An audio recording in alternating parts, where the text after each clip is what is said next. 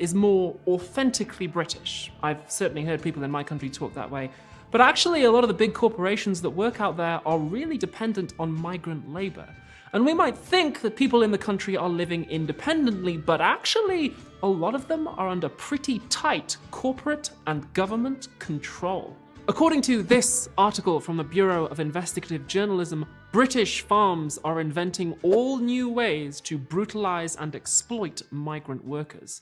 The conditions they describe are horrific. Britain may even be violating modern slavery laws to grow our food, all seemingly with the government's knowledge. All of which is to say that we tend to romanticize a lot when we think about the countryside. Con says that city dwellers might enjoy the fantasy of a simpler life. Maybe we think about living on a farm someday, but always we dream of being the person who owns the farm, not the person working it. And country folk might want to believe these myths too, partly because it's profitable. Think of country music and tourism selling this fantasy of a simpler life, but also the desire to believe the lies of the land goes even deeper. One of the common themes that I found in my research for this episode is that places produce the people that live in them. In technical philosophy language, we'd say that they produce subjectivities, ways of thinking and seeing and being in the world. Long-standing viewers of the show might remember a similar idea from our episode on transhumanism. In that, we learned that technologies have ways of seeing which they lend us when we use them. Like, if all you have is a hammer, all your problems look like nails. Well, we might think of an urban place or a rural place as a piece of technology, as something that has been designed for human beings to use. And so, we might ask, what kind of subjectivities does it produce? How does it make us see and be? Con gives a great example when he talks about army towns. The US military builds a lot of bases in rural areas, so many in fact that if you added them all up, they'd be their own state the size of Kentucky. And the presence of a base in a town gives people a sense of identity. If you grow up somewhere where there are a lot of troops around, maybe you talk to them occasionally, maybe members of your family sign up to serve their country, that's going to affect the way you see the world. Serving country is actually my profile name on Grindr. Con says this produces a kind of contradictory subjectivity. Because on the one hand, the people in those towns are dependent on the bases staying open because that's their whole economy. They are invested, literally, in the US constantly expanding its military budget. But on the other hand, because the military recruits a lot from those towns, they also disproportionately bear the costs. A lot of the American casualties from Iraq and Afghanistan were country boys and country girls. And Con speculates that this two-sided relationship might explain Donald Trump's popularity in military towns in the 2016 election.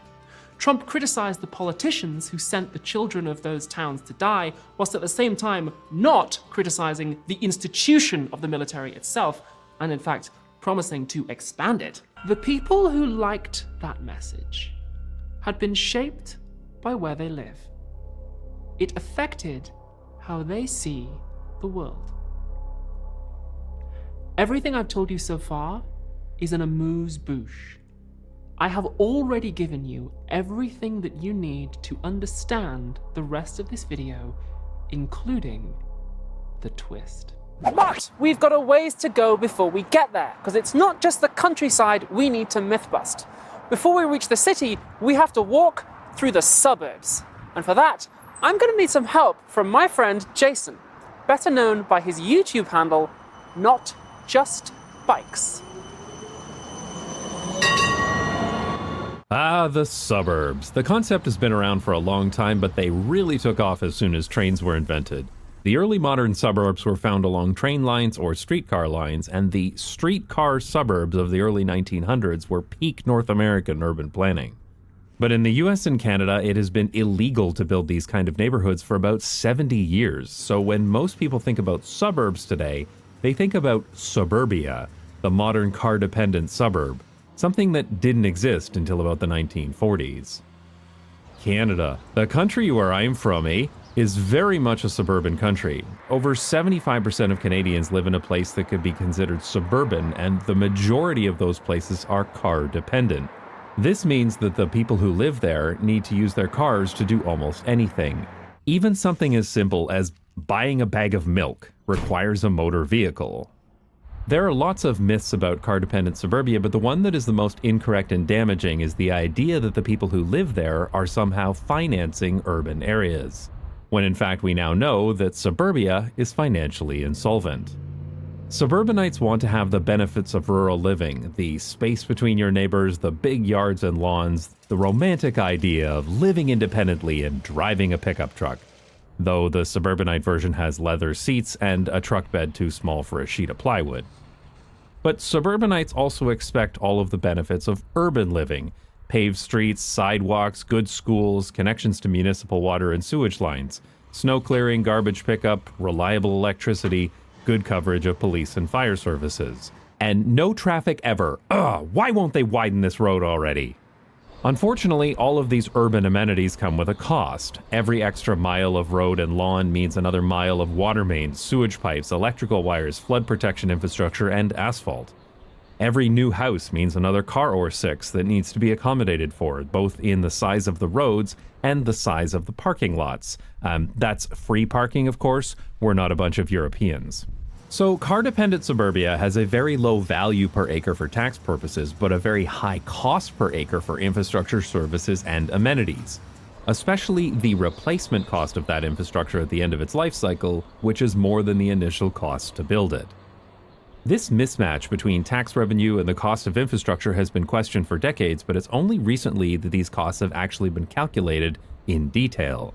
One of the first to shine a spotlight on this issue was Strong Towns, a non-profit organization started by an American traffic engineer who used to build painfully ugly and inefficient places like this. He realized that his city did not have the money required to build the car-dependent places he was building without taking on debt. But what was worse is that they also had nowhere near enough money to maintain them in the future, and these growing long-term liabilities put his town on track to becoming financially insolvent. Inspired by Strong Towns, the consulting company Urban 3 has started working with municipalities to help them understand where the gaps are in their financing. They have worked with real data from dozens of cities and towns to create visual maps of which regions are a net positive and which are a net negative to city finances. And they have found the same results. Car-dependent places like this always require more money to support them than they generate in tax revenue. And walkable places, even the run-down, poverty-stricken, and blighted urban downtowns that suburbanites are scared to go to, consistently subsidize wealthy suburban neighborhoods. It's actually kind of messed up.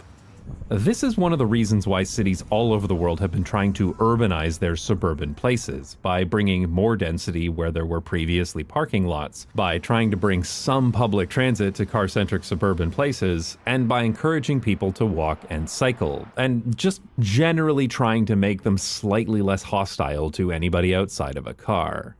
But it is a monumental task to urbanize these seas of asphalt and bring them into the realm of financial and environmental sustainability. We know, however, that the design of places shapes the subjectivities of the people who live there. So when suburbanites build their entire lives around driving, it can be very hard to change that behavior. Jason is right. This is Jesmond, a suburb of Newcastle, about 10 minutes walk from the old hospital/luxury flats where I was born. And just like he said, this area was developed out of farmland in the 19th century along a train line for wealthy Victorians to escape the coal dust of the city. Using Jason's distinction, Jesmond is definitely more suburb than suburbia.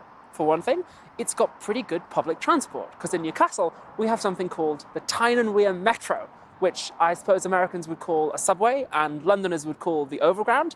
It's a train line. It runs somewhere just behind me over here. It goes all the way into the city, and for some reason, in 2011, the BBC decided to make a musical about it. It's a transport pioneer in the heart of Tyne and Wear. Yeah, Hamilton, I'm listening to the Tyne and Wear Metro musical, son. But Jesmond is not where I grew up. I was raised in suburbia, the other half of Jason's distinction, much further out of town. So like he said, my family were very car dependent. We stayed in the same house for my whole childhood, and the neighborhood definitely got ritzier around us as I grew. Having a keen sense of justice from an early age, I asked about this, and I was told that our family We're lucky, so we should always be kind to those less fortunate.